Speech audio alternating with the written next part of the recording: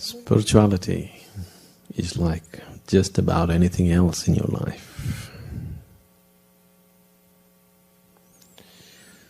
Like in your life, when you're done with one thing, the next thing begins. Just like that. When you're done with everything, spiritual process begins.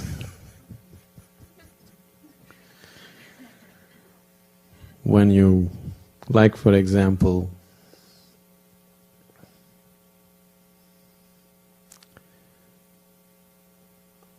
to come to the basics of life, spirituality is very much like sexuality, in the sense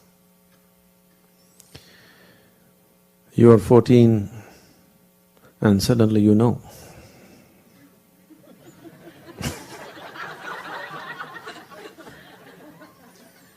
Suddenly all those little things that meant a world to you as a child, the teddy bear is in the dustbin, you know, the teddy bear goes to the trash can and all the childish games disappear. Now, suddenly you know. Just like that, when a certain awareness arises in you, suddenly you know that little games don't satisfy you anymore. When you became 14, you thought what you were doing till then were petty things. Suddenly you know the big thing. When that big thing becomes a petty thing, now you're spiritual.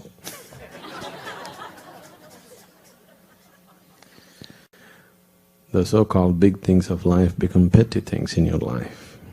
Now spirituality arises. There the hormones induced the maturity. Here it's only awareness which can induce this maturity. When you have the awareness to see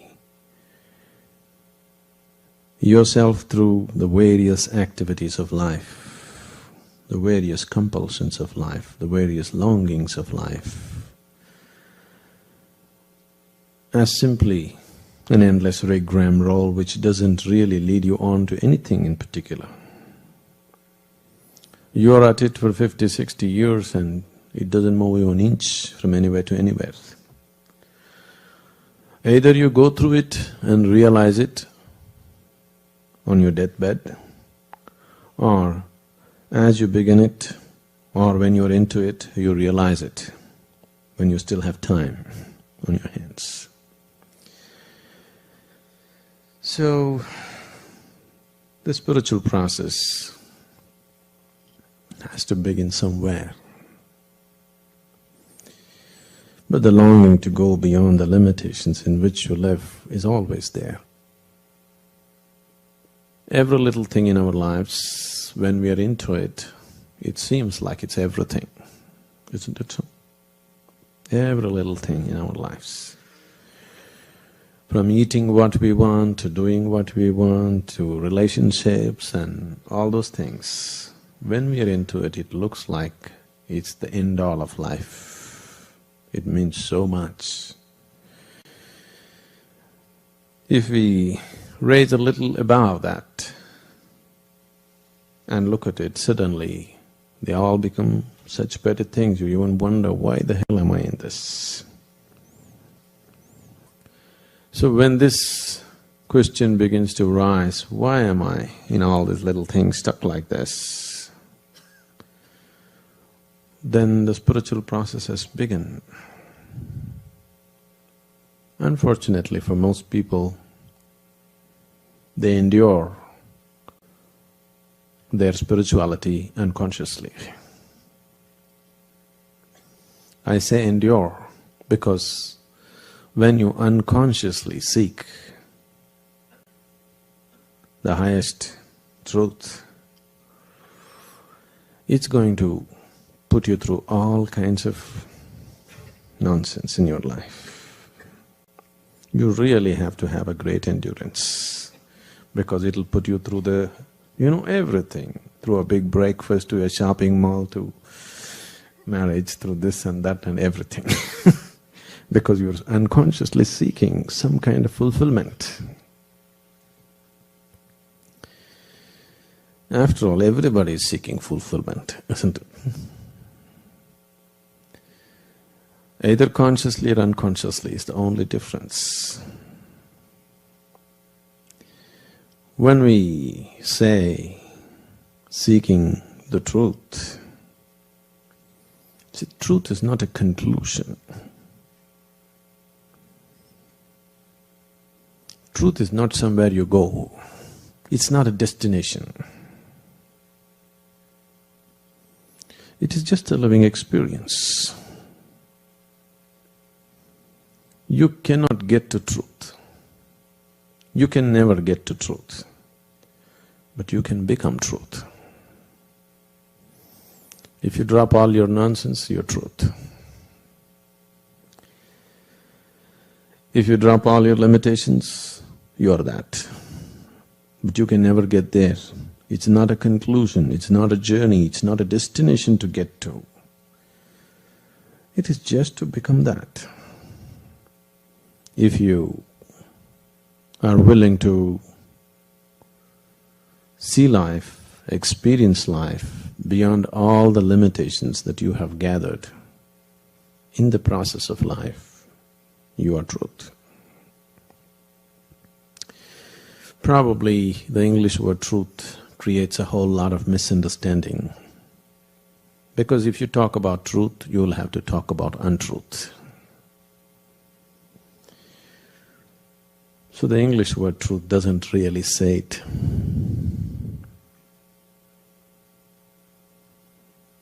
An appropriate word would be, in Sanskrit language, there is something called as Ritambara. It's called Ritambara, or if one is in that state, it's called Ritambara Prajna. One who is aware of Ritambara is Ritambara Prajna. Rit means that which is the foundation of everything. The cosmic basis of life is Rit. Whatever nonsense you believe yourself to be, fundamentally your life, isn't it? Is everybody life? Okay. Fundamentally you are life. If your life, the basis of life must definitely be somewhere accessible to you, whether it's rooted here or in the sky or in somewhere else, somewhere it must be rooted to that, isn't it? It must be connected. That which is life must always be in touch with the source of what it is.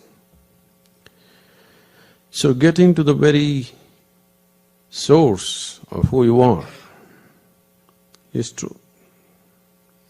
It's always there. It is just that it is covered up with the heap that you have gathered in the form of your body and your mind.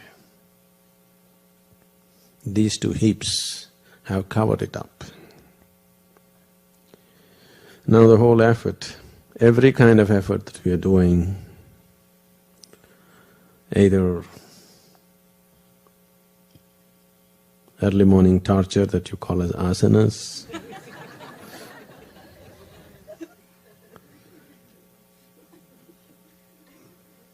for those who have never bent their body, those who spent their life on the couch, asanas definitely look like torture, isn't it?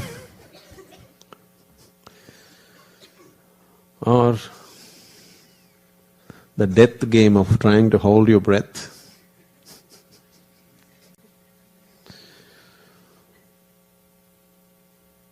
Because holding your breath is death, isn't it? But people claim pranayams are life-enhancing.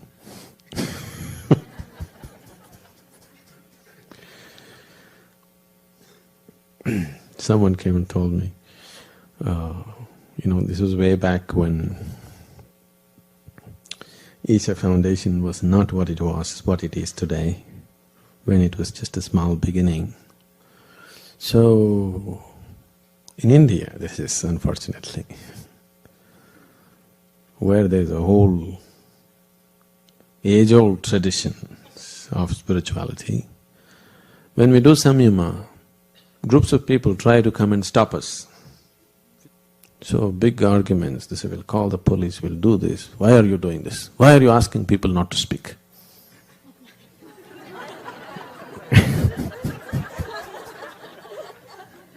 You won't believe this is in India. So, one hot-shot young man, God gave us mouth to speak. Why have you shut it up? I said, your God told you to blabber probably. My God told me to shut up so that He can do that speaking. All these things won't get across, you know. Because after all they want to do is physically do something to you. It starts verbally. Their intentions are very physical. It just starts verbally.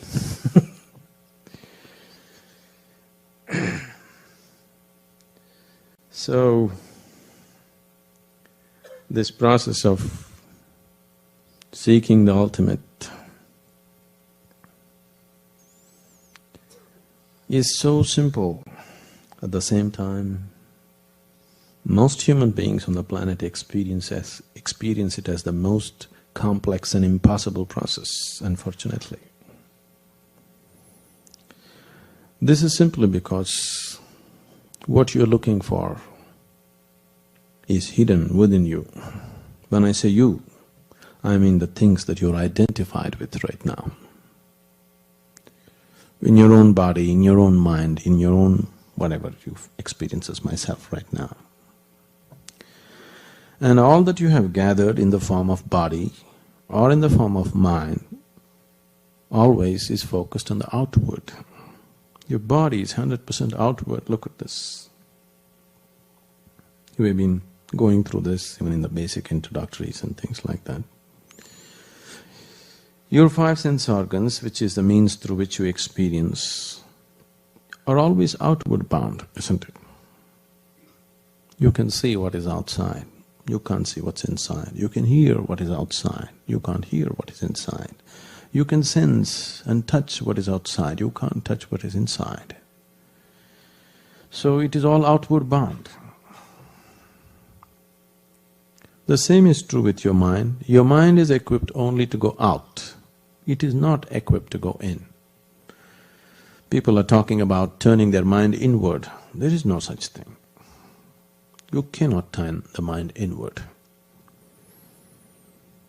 You can frustrate the mind by trying to turn inward so that it drops dead out of frustration.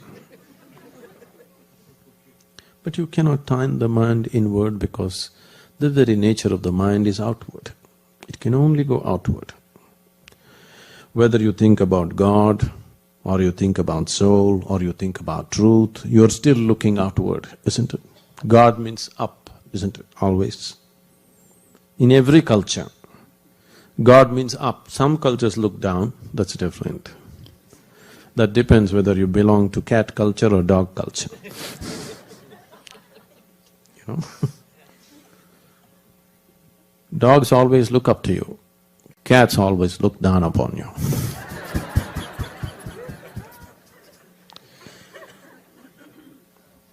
You feed a dog, it looks up to you with gratitude. You feed a cat, it looks down upon you with great disdain. This is what you eat? Okay.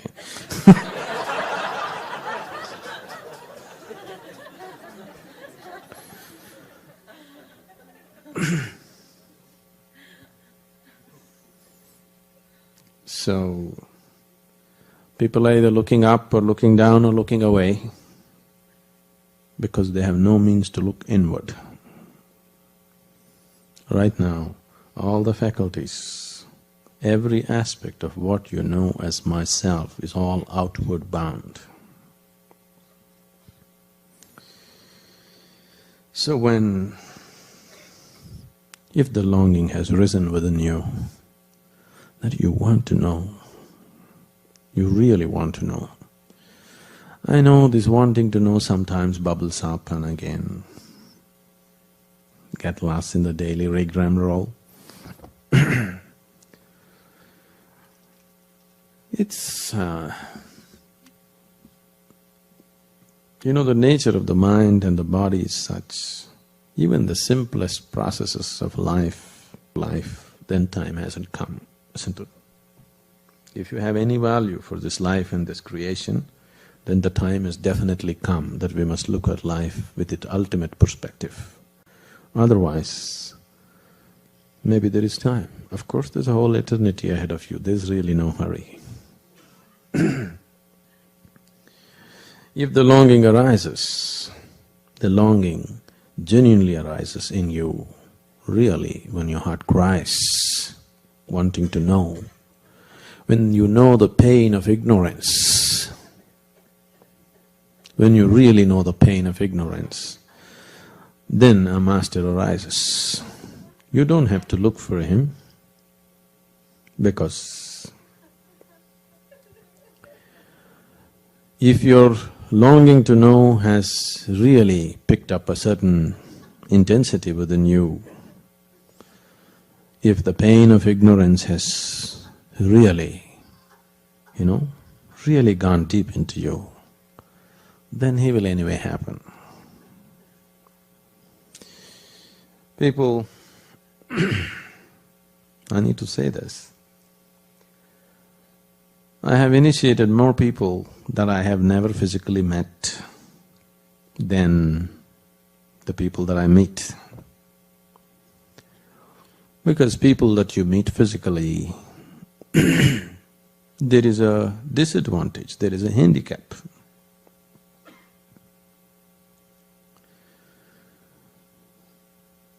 When you… handicap is, the other person is also a person like you. He has a body like you, he eats like you, he speaks like you. This is a disadvantage, because you can't help judging him, you can't help being protective about yourself, you can't help all those things, the usual things that when you meet a person or people around you.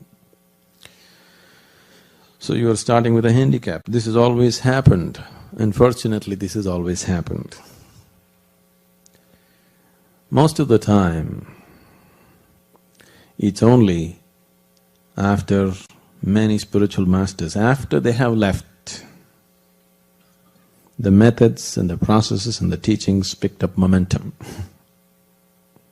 When they were there, very rarely it picked up momentum.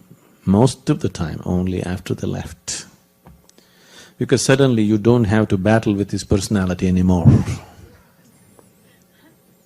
Dead people are always convenient.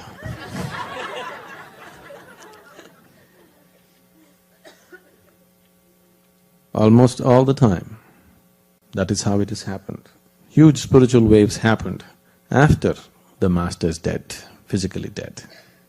Because when he was physically alive, you had problems and problems and problems. It doesn't matter how much experience has happened at many moments. One word that you don't like, one action that you don't like, one something that you think is not okay, a wall arises. And very few masters have had the freedom to do what they please, whatever they see as right. Otherwise, most other people had to work with the existing values of the society, with the existing moralities, with the existing nonsense around them. Within that, they had to work. Within that, there's very little you can do. There's very little possibility. Within the limitations of your understanding, if you seek the ultimate, there is very little possibility. So when you carry a handicap intentionally, it's like this. One day two men were hunting were on a hunt in the forest. One was carrying a large wooden cage. The other was carrying a concrete pole with him. They were plodding across, both the things are heavy, they were walking in the forest. And the guy with the concrete pole asked after some time, "Why are you carrying this wooden cage?" That man said, "If a wild animal attacks me, I will just get into the cage and I will be safe." Then they walked on, really struggling through the forest. Then the other guy asked, "Why are you carrying a concrete pole?" This man said, "When a wild animal attacks me, I can drop the concrete pole and run faster."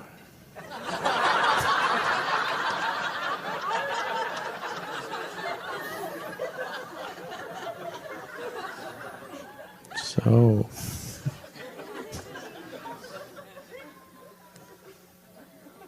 these 2 days, you come with a concrete pole or a cage?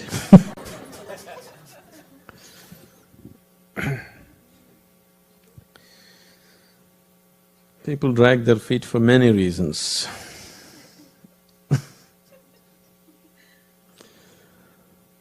But most people are dragging their feet. It happened once on the Times Square. These things can happen only there.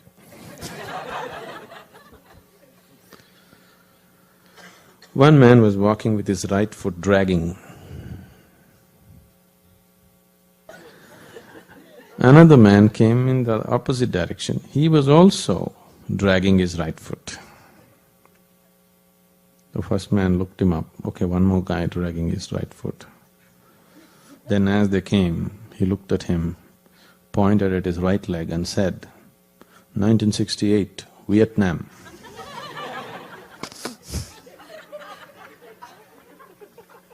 The other man pointed at his right leg and said,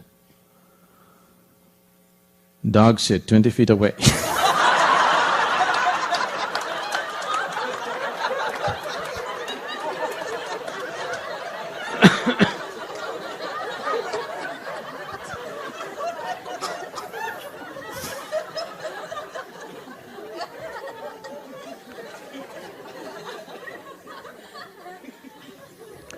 So, why you're dragging your feet may vary, but when you're dragging your feet, you don't walk, you don't reach where you have to reach. Like just now somebody was telling me, someone wants to jump into the spiritual path 100% by taking a certain step. Oh, but this person is only 18, is it not too early? Can't this person do it after 2 years? Oh, in 2 years so much calamity can happen, when you're 18 to 20, how many calamities happened? In 2 years' time you can get so lost that there may be no recovery. Yes, 2 years, 2 days people can get lost. 2 hours people can get lost, isn't it? When the longing has come, if you think 2 more years or 2 more days or 2 more hours, it's gone. It's simply gone. Whatever you choose, when you're aware, alert, not entangled, when your intelligence is functioning with some sense of clarity, that's what you should go after in your life. When you're embroiled in something, when you're involved and entangled in something, your mind, your body and everything around you says something else. That's not the point. And the nature of your mind is every day it says different things, isn't it so? Because what you call as your mind has nothing to do with you. It is an accumulation that you gathered from outside. Because you gathered it in so many bits and pieces, it speaks in bits and pieces. Please see, in most minds, I would say 99.9% of the minds in the world can only speak sense in bits. Continuous dialogue is always absolute nonsense that they're talking. Isn't it so? Yes? What goes on continuously in your mind is something that's happening because you're deeply entangled with something. Only in bits and pieces there are moments of sense.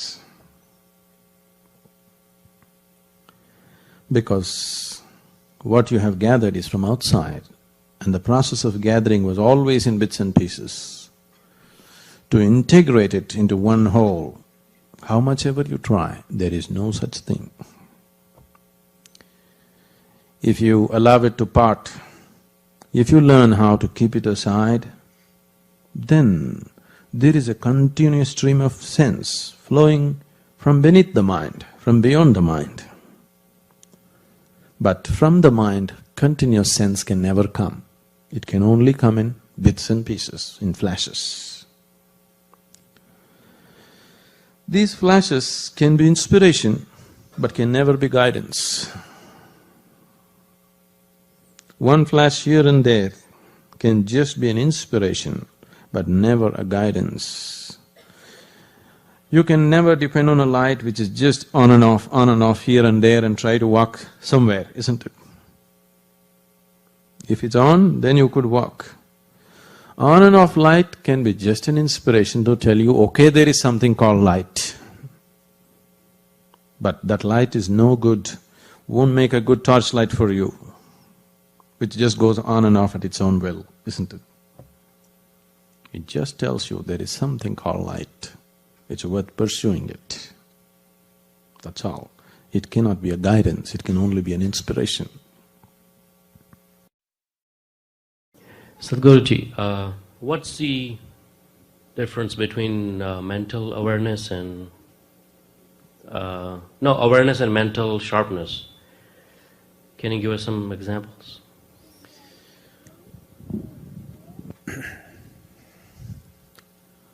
Mind is incapable of being aware. It's only because of the mind you have become unaware. It's only the activity of the mind which has brought unawareness into you. So the question of mind and awareness together doesn't arise. When your experience of life is beyond the limitations of the mind, that's when you're really aware. Mind is capable of being sharp. It better be.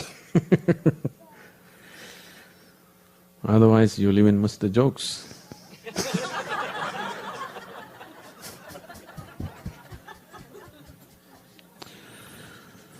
When you miss the joke, you become the joke, isn't it? Let that not happen to yourself. So mind should be sharpened. But the problem with you is, the moment you have a sharp mind, you become terribly identified with it. See, if you have a no good body, you would think of bodilessness. Now you have a good body, or at least the kind of body which draws people's attention, now you are not thinking of bodilessness, you're thinking only body, isn't it? See, that's what has happened to whole cultures of people. As people attach more and more importance to the body, everything about them becomes about the body. Right now, in a large way, Not completely, but in a large way, it has happened to the Western societies. Body has become the most important aspect. Now, you just see the promotional aspect. See, if you look at the advertising culture in a society, you understand what attracts people. What is the prime thing in people's minds? Because advertising is about selling. If something has to be sold, it has to appeal to you, isn't it? You take anything, something as subtle as fragrance. Fragrance is a subtle thing. But fragrance is all about sex, isn't it? Isn't it so? The kind of smells that we are talking about, the kind of fragrances that we are talking about is all about inducing sex or exciting sexuality. Isn't it so? I'm talking about the advertising.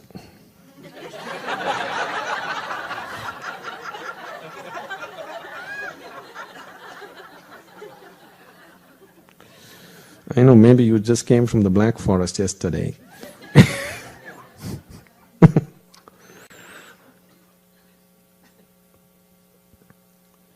So fragrance is become a huge tool towards bodily pleasures, isn't it? The same thing, if you look at the Eastern cultures, fragrance is an important part of spiritual process.